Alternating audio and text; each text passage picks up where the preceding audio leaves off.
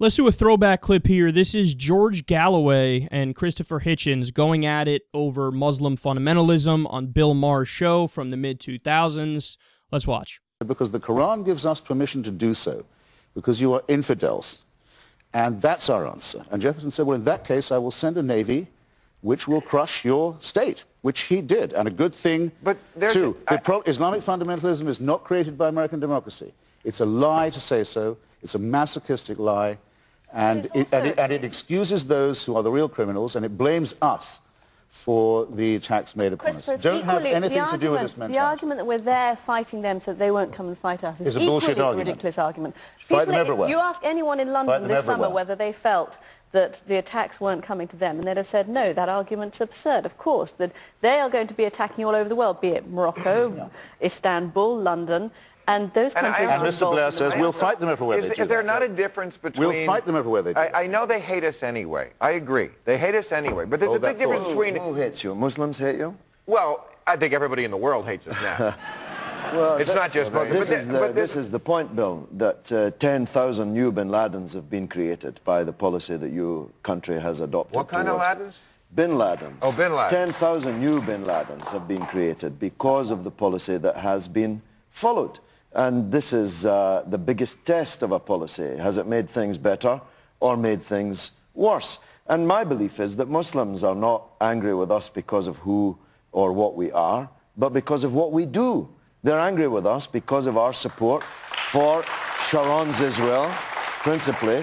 Do you know that every one of those settlers in the Gaza Strip got $250,000 to leave land they should never have been on in the first place, and you paid for it? Well, I would argue with you about that. Do you really think that if America pulled all of its bases out of Saudi Arabia, we did. fulfilled all the conditions that Al-Qaeda has said in the past that it wanted, that suddenly you'd see no more Al-Qaeda attacks around the world? I'm not advocating negotiating with bin Laden and Al-Qaeda. I want you to negotiate. Why not? I want you to negotiate with the Muslims who haven't joined them yet, but who might join them tomorrow or the next day.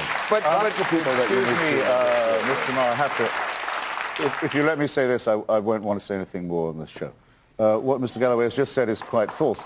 Mr. Galloway trades a better set of manners when he's in Los Angeles from the one that he exhibits when he's in, say, Syria on state television, when he praises the martyrs and the jihadists and the 150 or so operations they conduct every day in Iraq. He goes there to stir it up, and then he comes here to tell us, watch out, they're being nasty.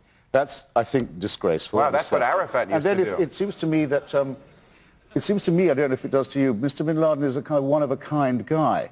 I don't think there are 10,000 people like him. And if they're clones of him, suppose there are that many clones, where does he come from?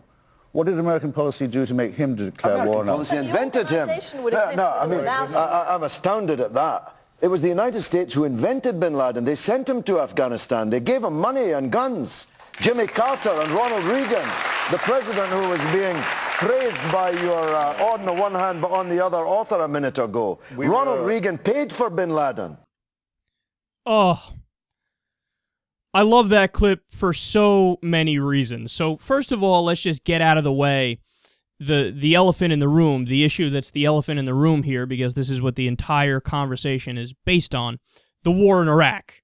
This was from the mid-2000s, and you had Christopher Hitchens, who was in favor of the war in Iraq, and you had George Galloway, who was vehemently opposed to the war in Iraq.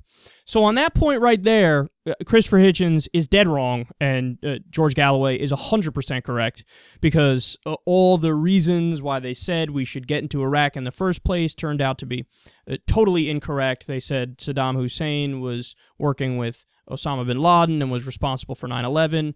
Totally untrue. Then, of course, they kept moving the goalposts.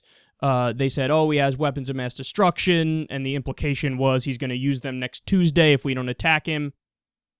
I mean, again, not only did he not have weapons of mass destruction, even if he did, he wouldn't have used them immediately because he knows he would have been destroyed in 3 seconds if he did anything against the United States. And then they just said he's a bad guy. He's a bad guy, so we need to topple him. Well, there's a lot of bad people around the world. That's not a reason to start a war. And we actively support a lot of bad people. So on the Iraq war point, George Galloway is totally right, and Christopher Hitchens is totally wrong. But there's an underlying issue here, too, which they're going back and forth on. The issue is where did Muslim fundamentalism come from? And what is perpetuating it or perpetrating it? Perpetuating? Let's go with perpetuating. What is perpetuating it?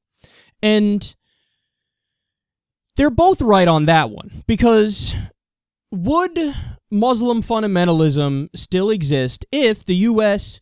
did everything exactly right on foreign policy?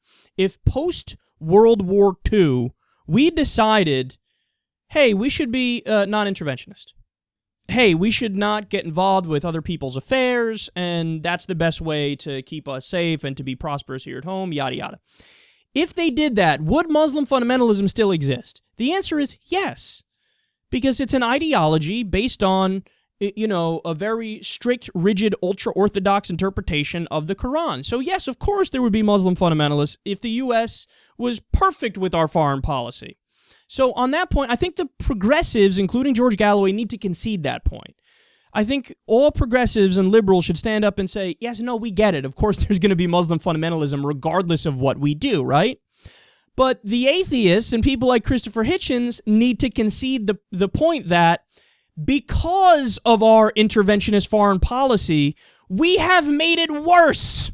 We have made that ideology much more popular and attractive to young, disenfranchised Muslim men around the world.